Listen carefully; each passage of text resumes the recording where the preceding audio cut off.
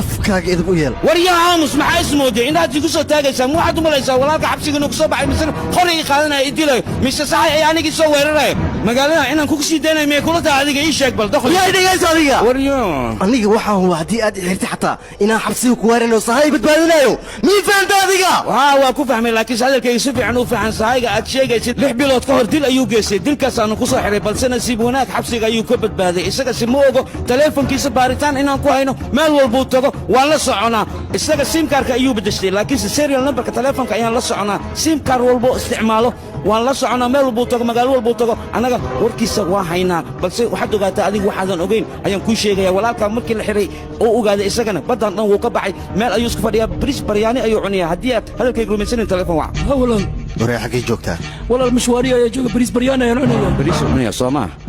aniga xaggayga marka hore muhiim ma ka ahayn laakiinse maadaama xaggaaga muhiim ka yahay hadda sheekada waan u dhammaynayaa taliya xagguu maraya ninka taliya ninka wuu luqluqanaya hadda intee idin jiraa ninka 6 tilaakoo kale noo jira u dhowaadee difaac gala waayo taliya toogta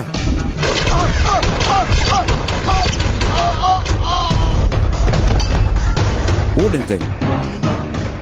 mudan sahaydee afka bay ciidda u daran isagoo mid ayuu nag yeelaa 100 kilomitir isagoo ii jira ayaan dilay adigoo maalin walba iga hor imaanaya maxaad u malayn kartaa aragta ayaan kugu dilayaa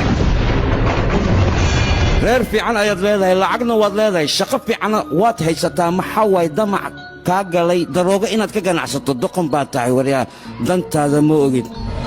waxaan kuu sheegayaa sahay meydkiisa berita ayaa la keenayaa adigana si sharafna meydkiisa waa inaad u dugtaa oo aastaa hana isku dayin inaad magaaladan buuqii qalalaaso iyo mudaharaad aad ka kiciso haddii ay taas dhacdo waxaad ogaataa dawladda inay ku cafin karto aniga si aan ku cafin karin kow ayaan kaa siinayaa haddaba la soco go'aanka gacantaada ku jira